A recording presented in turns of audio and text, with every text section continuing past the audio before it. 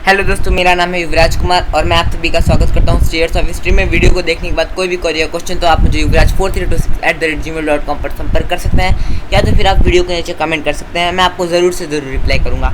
आगे बढ़ते हैं तो आज हम सभी पढ़ने वाले हैं चाइनीज़ सिविलाइजेशन पार्ट 2।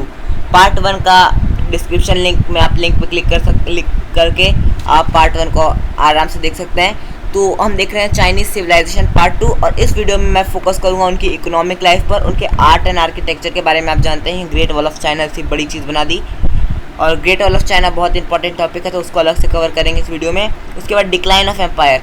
तो डिक्लाइन ऑफ एम्पायर इसलिए क्योंकि दोस्तों चाइनीज़ सिविलाइजेशन का अभी तक कोई भी डिक्लाइन नहीं हुआ है। लोग वहीं पर हैं, लोगों ने माइग्रेट नहीं किया है, सभ्यता वहीं पर है, तो अभी सिविलाइजेशन का डिक्लाइन हुआ ही नहीं है। यहाँ बहुत सी एम्पायर्स आई गई, लेकिन 4 एम्पायर्स जो मैंने आपको नाम बताई थी वो चारों एम्पायर्स ग्रेटेस्ट एम्पायर थी। सबसे पहले आई थी शिया डायनेस्टी। इसमें यहाँ पर शिया डायनेस्टी मैंने आपको लेक्चर में बताया, आप देख लीजिएगा, उसको आपको समझ आ जाएगा। शिया डायनेस्टी, इसके बाद शांग डायनेस्टी आई, उसके बाद ग्रेटेस्ट क्विन डायनेस्टी आई और उसके बाद लार्जेस्ट सबसे ज़्यादा टाइम तक चलने वाली हान डायनेस्टी आई। हान डायनेस्टी दोस्तों बहुत ही ग्रेट डायनेस्टी थी और इसी में डिक्लाइन हुआ। इस एम्पायर के डिक्लाइन के बारे में हम जानेंगे। तो आगे बढ़ते हैं, वीडियो में ध्यान देते हैं। इकोनॉमिक लाइफ के बारे में देखते हैं उनकी। तो बाकी सिविलाइजेशंस की तरह इनकी सिविलाइजेशन का भी सबसे ग्रेटेस्ट इकोनॉमी का सोर्स आर्किटेक्चर ही था, एग्रीकल्चर ही था। तो एग्रीकल्चर क्या होता है दोस्तों, आपको पता ही है। तो फिर एग्रीकल्चर में लोग खाना उगाते थे और जगह जगह पर उसका ट्रेड करते थे। उस समय लोगों ने चाय का कल्टीवेशन स्टार्ट कर दिया, राइस का कल्टीवेशन स्टार्ट कर दिया बड़ी मात्रा में, और उसका दूर दूर तक ट्रेड करने लगे।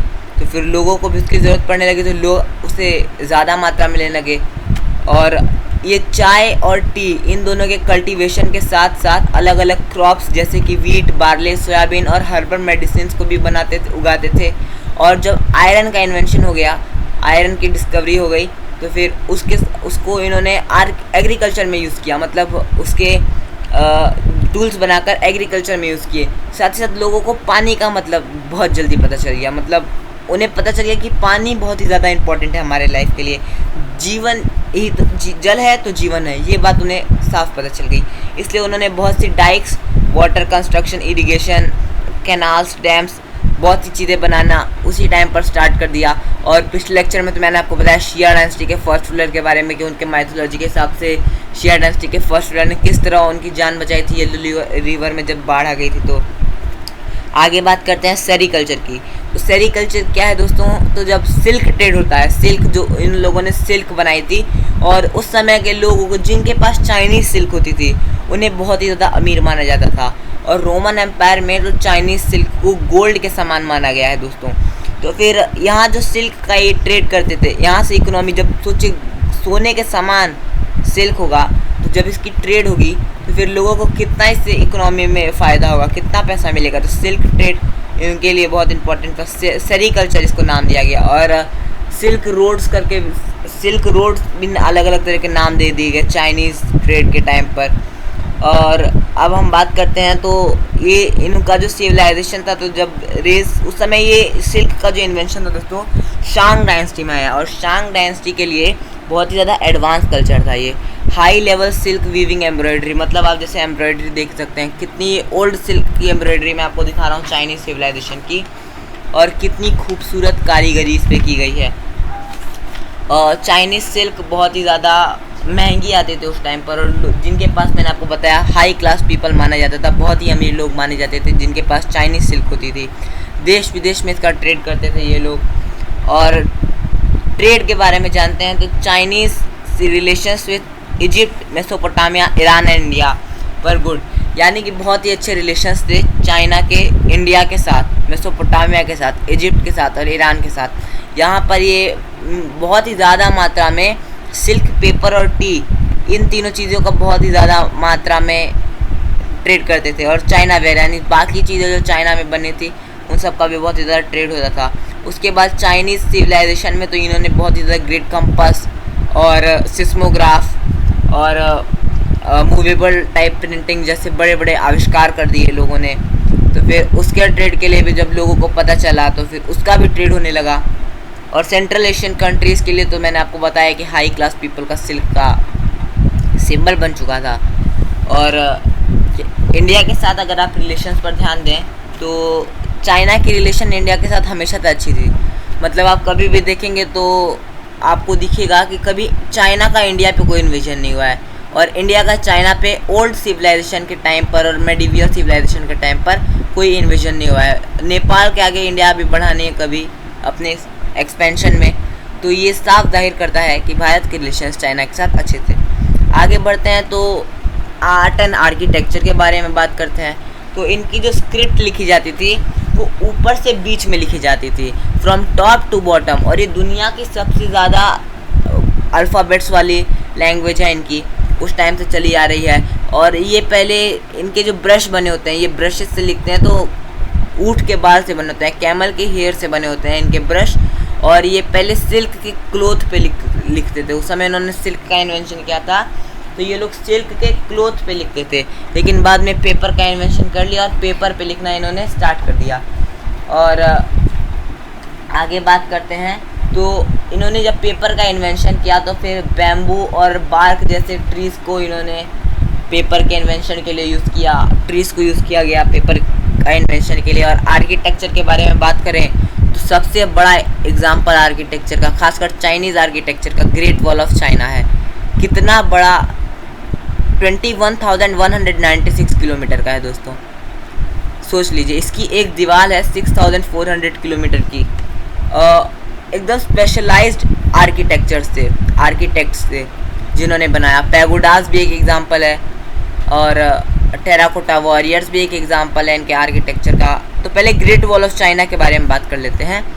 तो ग्रेट वॉल ऑफ चाइना जो है दोस्तों, वो नॉर्दर्न बॉर्डर जो है वहाँ से स्टार्ट होता है चाइना के, और बहुत से पहाड़, रिवर और प्लेट्यूज को के ऊपर बना हुआ है। जैसा कि आप इमेज में देख सकते हैं, पहाड़ पर बना हुआ है। ये देखिए, ये पहाड़ पर कितना लंबा है दोस्तों, यहाँ से भी ये ख़त्म नहीं हो रहा, आगे ही जा रहा है। यहाँ पर पीछे इसके इधर पूरे बहुत बड़ा पार्ट है ये इसका। और 21,196 किलोमीटर नोट डाउन कर लीजिए, बहुत इंपॉर्टेंट है ये। 21,196 किलोमीटर का मिंग डायनेस्टी में कंप्लीट हुआ था ये। मिंग डायनेस्टी के टाइम पर इस वॉल को पूरी तरह से कंप्लीट कर दिया गया था, मतलब उसके बाद लोगों ने इसे बढ़ाया नहीं। तो बढ़ाया नहीं का मतलब मैं आपको बताता हूँ पहले। तो इसका इन्वेंशन कैसे हुआ था, तो जब emperor queen she Hong northern और सदर्न चाइना के इकलौते और पूरे चाइना के इकलौते राजा बन गए, तो फिर उस समय क्या होता था कि बहुत बेरेबियन इन्वेजन होता था। लोग लुटेरे लूटपाट करते थे, जंगलों में रहते थे लुटेरे, आते थे पूरी बस्ती उजाड़ कर चले जाते थे, और बहुत से राजा थे, छोटे मोटे किंगडम्स थे। तो उन्होंने उनसे बचने के लिए क्या किया कि वॉल्स बना दी छोटी छोटी, और हर किंगडम में बहुत सारी छोटी छोटी किंगडम्स थे, हर किंगडम में ऐसी छोटी छोटी वॉल होती थी। तो फिर जब क्वीन डायनेस्टी के किंग जो थे क्वीन शी होंग, तो शी होंग का क्या मतलब होता है दोस्तों, इसका मतलब होता है एम्परर, और क्वीन डायनेस्टी स्टार्ट ही होती है तो क्वीन का एम्परर यानी क्वीन शी होंग, इसका मतलब मैं आपको समझा दिया। और जो क्वीन शी होंग जब इकलौते राजा बन गए तो उन्होंने ऑर्डर दे दिया कि आप सारी दीवार को जोड़ दो, हर तरफ से जोड़ दो सारी दीवारों को, जहाँ जहाँ से ये बीच में बच जाती हैं, हर तरफ से जोड़ दिया गया। और जब इनकी डेथ हो गई तो फिर उसके बाद आगे के जो सक्सेसर थे और आगे के जो रूलर्स थे इनके, उन्होंने दीवार को बढ़ाना शुरू कर दिया। कॉर्नर से दीवार बढ़ती गई और मिंग डायनेस्टी तक आते आते दीवार बहुत ही ज़्यादा बड़ी हो गई, अबाउट 10,000 ली। तो ली क्या होता है, ये उस टाइम पर लोगों का मेजरमेंट का एक तरीका था जिसको ली कहते थे, जैसे आज किलोमीटर है उसी तरह ली होता है। तो ये 10,000 ली लॉन्ग है ये दीवार, और इसकी लेंथ मैंने आपको बताई थी। इसकी एक सबसे ज़्यादा प्रिजर्व्ड और सबसे ज़्यादा सुरक्षित जो दीवार है वो 8,850 किलोमीटर की है, यानी कि 5,500 माइल की दोस्तों, 5,499 माइल्स लॉन्ग है ये दीवार। और इसकी एक दीवार है जो 6,400 किलोमीटर लॉन्ग है, जो एशिया की, पूरे एशिया की सबसे बड़ी रिवर जो यांगसे रिवर है जो चाइना में है, उससे भी 100 किलोमीटर बड़ी है। जो यांगसे रिवर है उसकी लेंथ 6,300 किलोमीटर्स है, और सोचिए पूरे ग्रेट वॉल ऑफ चाइना की लेंथ 21,196 किलोमीटर है। तो पूरे वर्ल्ड की सबसे बड़ी रिवर से भी बड़ी है ये। तो आगे बात करते हैं, तो ऐसा भी माना जाता है कि सोचिए इतना बड़ा कंस्ट्रक्शन हुआ तो फिर, और ऐसे खतरनाक रिस्की जगह पर हुआ, तो लोगों की तो डेथ हुई होगी। तो फिर बहुत से लोगों की डेथ हुई, सोल्जर्स, प्रिजनर्स और स्लेव्स सारे लोग इसको मिलकर बना रहे थे, सभी को ऑर्डर दिया गया था। इतनी दीवार को बनाने के लिए बहुत सारे लोगों की ज़रूरत थी। तो फिर इतने सारे लोगों की ज़रूरत थी तो करीब 4 लाख लोग, ऐसा माना जाता है कि करीब 4 लाख लोग इस दीवार के नीचे ही मरकर दफना गए। मतलब बहुत से लोगों के तो परिवार मर जाने के बाद आ जाते हैं, लेकिन बहुत से लोगों के नहीं भी आते हैं, नहीं पहचान होती है, तो उनको तो कोई ले जाने नहीं आता है। तो वहीं पर ये लोग पड़े थे और 4 लाख लोगों की डेथ हो गई थी इस दीवार के कंस्ट्रक्शन में, और यहीं पर ही दफनाए गए थे। माना जाता है कि दीवार के नीचे ही है। देख लीजिए, इसकी जगह पहाड़ है, लैंडस्लाइडिंग जैसे बड़ी प्राकृतिक आपदाओं से तो लोगों की डेथ होगी ऐसी जगह पर, वो भी इतने ग्रेट आर्किटेक्चर पर। आगे बात करते हैं दोस्तों। तो अगर आपको थोड़ा और जानना है ग्रेट वॉल ऑफ चाइना के बारे में, तो फिर अभी मैं आपको एक नेशनल ज्योग्राफी की छोटी सी डॉक्यूमेंट्री दिखाता हूँ। सिर्फ 3 मिनट की है दोस्तों, वीडियो को ध्यान से देखिएगा। कैसा लगा वीडियो दोस्तों, कमेंट करके ज़रूर बताइएगा। तो आप ग्रेट वॉल ऑफ चाइना के बारे में तो बहुत कुछ जान ही गए होंगे, और टेराकोटा वॉरियर्स के बारे में मैं आपको बताना चाहूँगा। तो फिर जैसे मैंने आपको स्टार्टिंग बताया था, ये भी एक ग्रेट आर्किटेक्चर का नमूना है। देख सकते हैं दोस्तों कितने सारे सोल्जर्स की मूर्तियाँ यहाँ पर खड़ी हैं, और ये सारी मूर्तियाँ एक्चुअली इतने सारे सोल्जर्स यहाँ दफनाए गए हैं। तो ऐसा क्यों हुआ है मैं आपको बताता हूँ। क्वीन डायनेस्टी के पहले जो किंग थे, क्वीन शियोंग, इनकी डेथ के टाइम पर 8000 टेराकोटा वॉरियर्स को इनके साथ दफना दिया गया था। और ऐसा इसलिए था, सिर्फ सोल्जर्स को नहीं दोस्तों, 8000 जो टेराकोटा वॉरियर्स थे, इनके साथ बहुत से घोड़े और बहुत से क्रॉसबो, मतलब जो तीर चलाने वाले लोग थे उनको, बहुत से जो सारथी थे उनको, ऐसे कई लोगों को इनके साथ दफनाया गया था, ताकि ये आफ्टर लाइफ में इन्हें कोई दिक्कत ना हो। वो लोग भी आफ्टर लाइफ में बिलीव करते थे, तो इसलिए अपने एम्परर को कोई भी दिक्कत ना हो, एकदम आराम से वो अपनी आफ्टर लाइफ जिए, इसलिए 8000 टेराकोटा वॉरियर्स को दफनाया गया था। और देख सकते हैं कितनी ज़्यादा संख्या में यहाँ पर लोग दिखाई दे रहे हैं। और देख सकते हैं पीछे आपको और इमेजेस दिखाता हूँ। ये देखिए, यहाँ पर आपको घोड़े दिख रहे हैं, कितना ग्रेट आर्किटेक्चर है दोस्तों। देख सकते हैं पीछे सैनिकों का, आगे घोड़ों का, सारथियों का।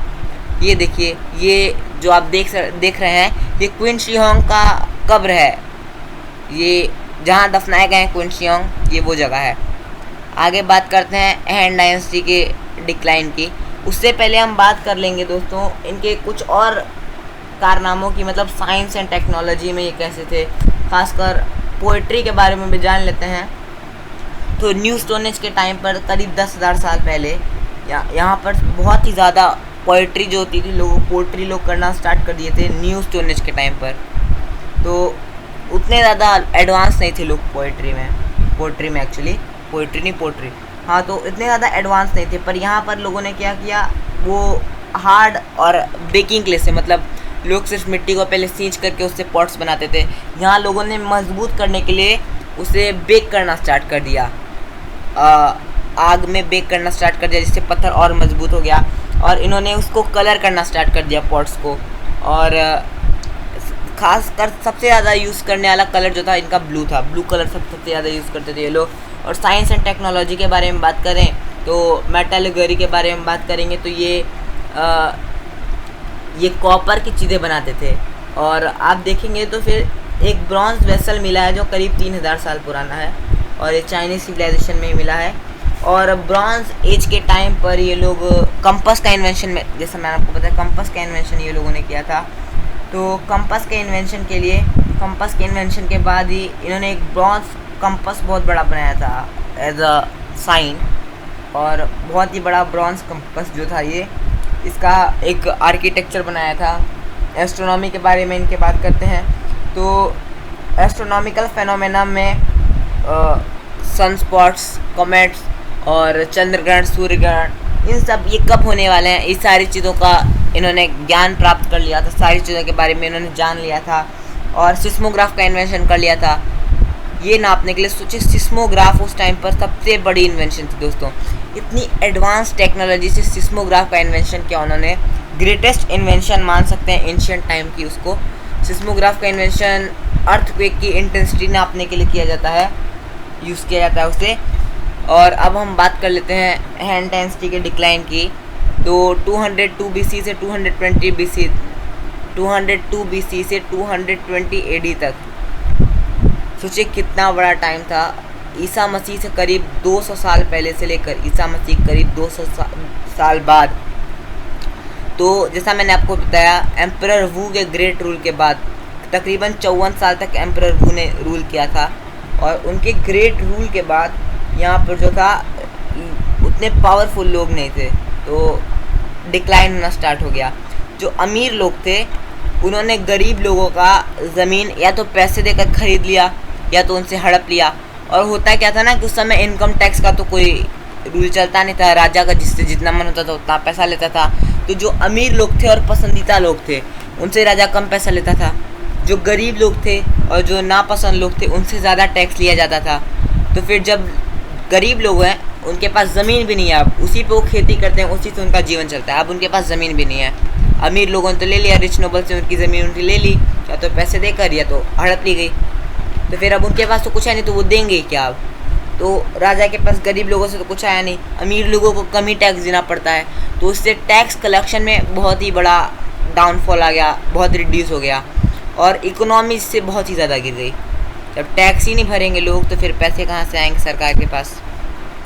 तो फिर इकोनॉमी जो थी बहुत ही ज़्यादा गिर गई, और उसके बाद पॉलिटिकल इंस्टेबिलिटी आ गई तकरीबन 9 AD के पास, और अंदर ही अंदर फूट होने लगी लोगों में, अंदर ही अंदर लोग झगड़ने लगे और कमज़ोर राजाओं से लोग डिसअपॉइंट होने लगे। उस समय वोंग मैंग नाम का एक आदमी था जिसने 9 AD पर हैन एम्परर को हटा दिया, रिमूव कर दिया, कहा कि अब तुम राजा नहीं बन सकते हो, और एक छोटी सी डायनेस्टी स्टार्ट की, शिया डायनेस्टी की। फिर से शिया डायनेस्टी नाम की एक डायनेस्टी स्टार्ट की जो बहुत ही ज़्यादा कम समय तक चली। और ये जो हैन डायनेस्टी है इसके लास्ट रूलर का नाम था जियान, वो भी बहुत ज़्यादा टाइम तक रूल किया था उन्होंने भी, पर उतने ग्रेट एम्परर नहीं साबित हो सके, और 14वें रूलर थे, लास्ट रूलर थे, 14th ruler of Hahn dynasty, और इन्हीं के साथ डिक्लाइन हो जाता है हैन एम्पायर। धन्यवाद दोस्तों इस वीडियो को देखने के लिए। वीडियो को देखने के बाद चैनल को सब्सक्राइब ज़रूर करिएगा, सब्सक्राइब करने के बाद बेल आइकन पर ज़रूर प्रेस करिएगा, वीडियो को लाइक करिएगा, शेयर करिएगा, और देखने के बाद ज़रूर से ज़रूर कमेंट करिएगा कैसा लगा वीडियो। धन्यवाद।